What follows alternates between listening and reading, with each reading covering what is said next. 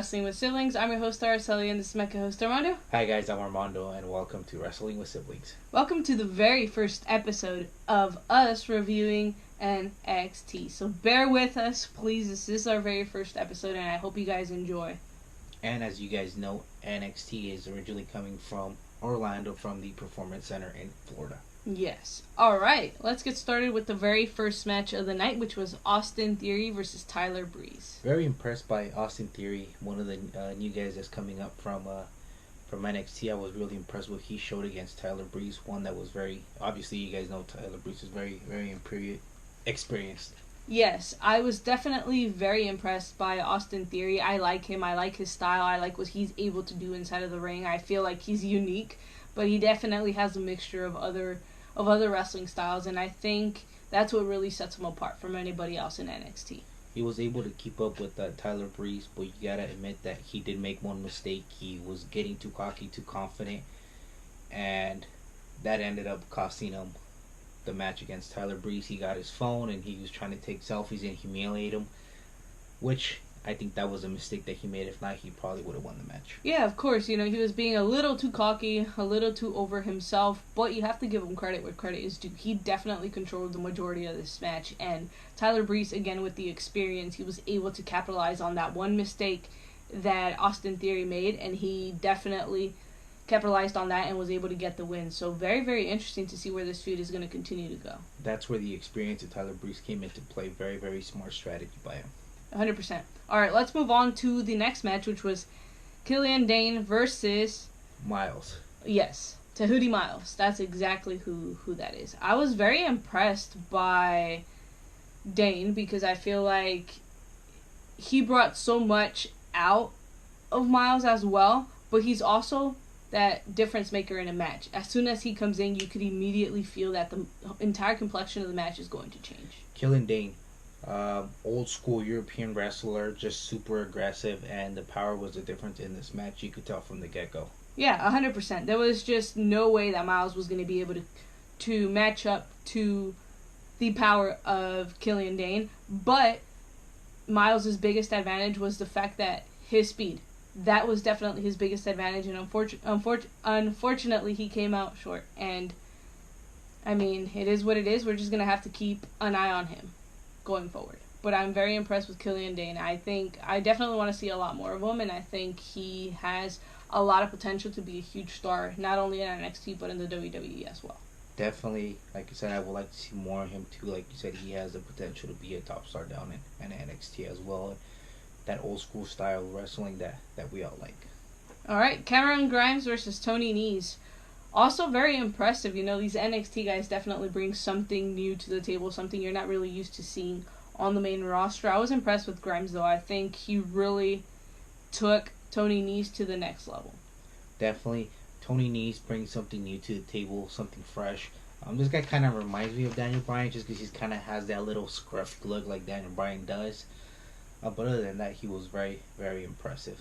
Yes, Tony Nese did a fantastic job keeping Cameron Grimes down. He controlled the majority of this match, and he knew exactly how to keep him down and exactly how he was going to be able to get a victory, but unfortunately he came out short.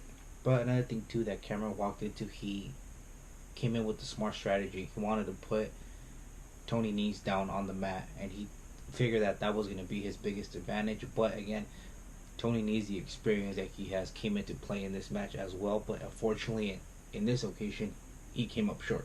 Yeah, 100%. Very, very interesting. I'm looking forward to seeing a lot more of them. As you guys know, we don't really keep up with NXT, but from now on we will be watching weekly, so we'll definitely get a lot better with these as we go. Alright, let's move on to Xia Li versus Aliyah. This was very, very interesting because this match is, I believe, a number one contenders match to go up until a ladder match, and then the winner of that match was going to face either Rhea or Charlotte. And Aliyah comes out and she's very confident because there's no Xia Li. Someone attacked her in the backstage area and she was going to win by default, but Rigo didn't want it to go on that way. So what does he do? He gives her a brand new opponent, and that opponent was none other than Io Shirai, making her return to the ring. So she is facing Aaliyah for the opportunity at a number one contendership. Yeah. Io Shirai, after being out for a couple months, from the get go, she walks in with the advantage. Why? Because Aaliyah wasn't expecting her, and that's the surprise factor. So you weren't expecting her as an opponent. Yeah, you definitely weren't. She, like Armando said, she had the biggest advantage. Aaliyah definitely wasn't prepared for somebody like that. She was confident because she knew that Xia Li wasn't going to be able to come out. But as soon as she saw Io Shirai, you kind of saw that confidence go down in her. But you really do have to give Aaliyah credit because she did give Io Shirai a fight. She came up short though, but I'm not entirely surprised. Io Shirai is a great competitor both inside and outside of the ring. And Io Shirai showing her skills, she finishes off the match fairly quickly as well. So that was a huge advantage for Io Shirai. And like you said, what a great way to come back and get a win and get a match for a number one contender for the NXT Women's Championship. Yes. Alright, let's move on to Keith Lee, the North American champion. He basically comes out and he wants to apologize to Dominik Dijakovic because I believe he attacked him the week before because he thought he was the one that had put his hands on Keith Lee. But it turns out he was wrong, so he comes out and Dominik Dijakovic also comes out and he's like, well, you know what? I don't want an apology. I have my eyes set on one prize, and that is the North American Championship, and that is exactly what Dijakovic wants. Dijakovic, one of our favorites from the get-go. We've seen him a couple matches now, and he completely stole our eye, pretty much. He's just full of talent. I think he is next in line for a championship down in NXT. But yeah, I mean, he's got his eyes set on the North American Championship, so Keith Lee has a lot of pressure on his back. Yeah, he definitely does, because Damian Priest, who we found out was the one that actually attacked Keith Lee, also wants a shot at the North American Championship. So now Keith Lee is left in a situation where he's either going to have to defend where the odds are all against him in a triple threat, or he's going to have to pick one of these two, or Dominik and Priest are going to have to go at it to see who comes out the number one contender. But also keep in mind, this led into a little mini brawl, and I believe Dominik Dijakovic was the one standing. So if that's the case, Keith Lee, you have a huge target in your back. I think Keith Lee is going to give the opportunity to Priest, and if he ends up being victorious, we might end up seeing a triple threat match with Dijakovic, Priest, and Keith Lee at the end. But I think they should just go with Priest first, and then after that go with the triple threat match. I can definitely see that happening, but we're going to have to wait and see how that turns out. Alright, moving on to Candice LeRae versus Kaden Carter. Very interesting, very impressed by Kaden Carter, I must say. This is one of the very few times I've actually seen her wrestle. I'm very familiar with Candice LeRae, and she's absolutely incredible inside of the ring, but you have to give credit to Kaden Carter. She was impressive.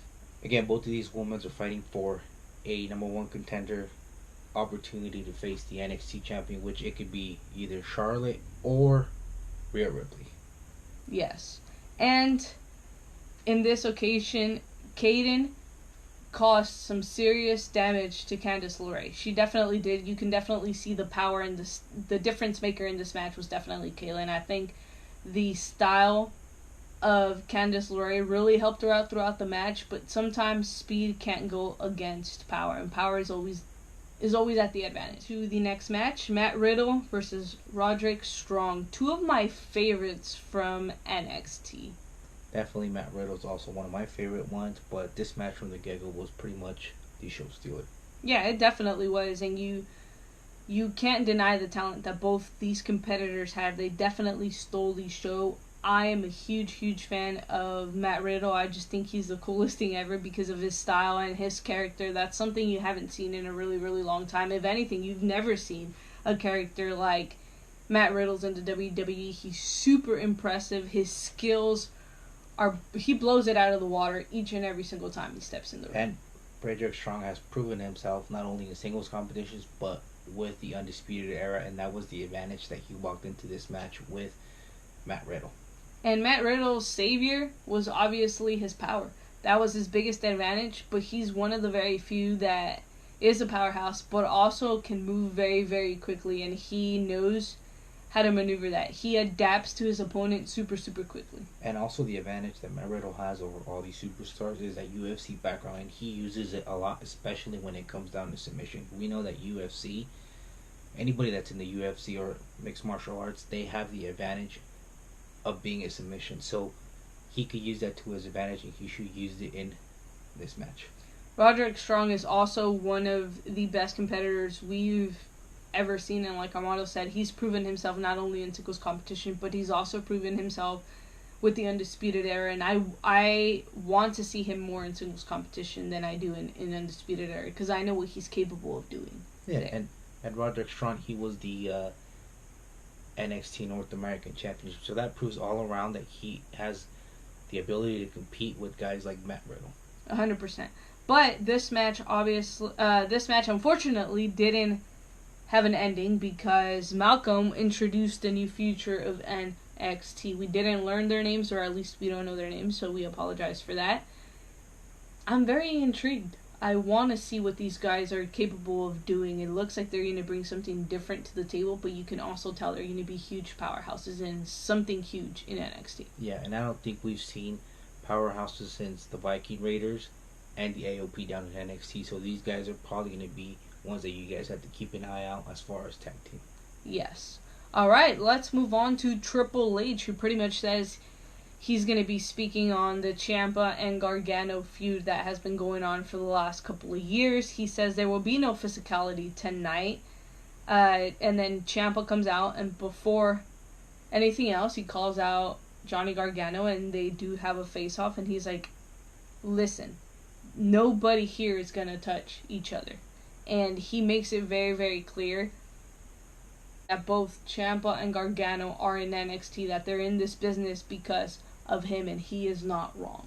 He is not, because Triple H gave him the opportunity to show their talent down in NXT. And again, these guys, every single time they've had a match, they delivered and never disappointed us. And Triple H also says this should end at the biggest stage of them all. And he says that he asked Gargano, how much time do you need to prepare yourself mentally and physically and emotionally for a match against Ciampa? And he's like, give me 2 weeks. And Triple H is like, I will find an empty arena for this match to happen in 2 weeks. So very, very interesting. These guys are finally going to end their feud, and I can guarantee you this match is going to be one of the greatest matches we've seen. Every single time these superstars go at it, they bring out the best in each other. This is potentially the final chapter with Ciampa and Gargano, so don't be surprised if this is their best match that they've had. Yeah, this match is definitely going to be one of the best ones that they've ever had. This could potentially put the end to this rivalry. I don't know. I mean, I know eventually we'll see them again in the main roster or anywhere else. They'll face each other. But the brutality, the emotion that's going to go into these. They were best friends for a really long time. They created DIY. This is one of my favorite feuds, and I look forward to seeing what they're going to do with it moving forward. And like you said, not only that, but it's personal. And when you make a feud personal, it makes it that much more interesting, and to see what's going to happen once they're done with this feud. Prediction. Who do you think comes out at the top at the end of this feud, in this match?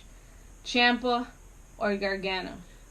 This is a tough one because they're so evenly matched and they know each other so well, so it's going to be hard for them to surprise one another. But I don't know.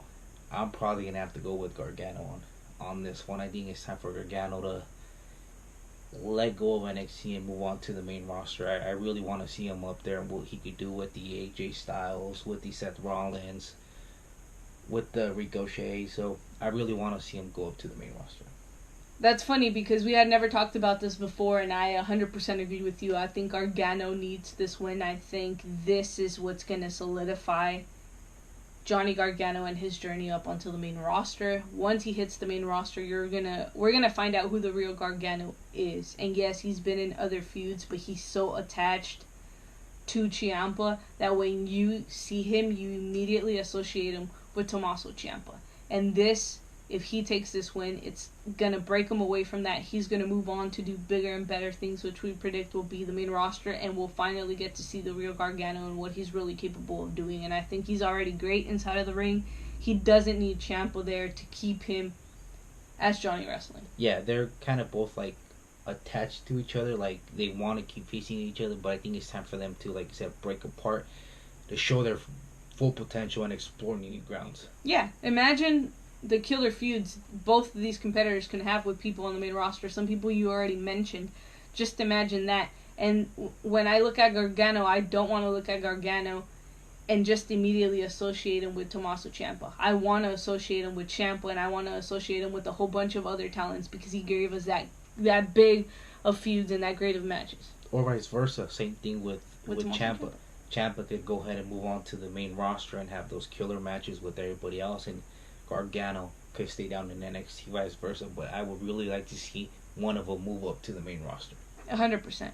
Alright, that's all we have for you guys on this episode of Wrestling with Siblings, NXT edition. We hope you did enjoy. Let us know how we did in the comments below.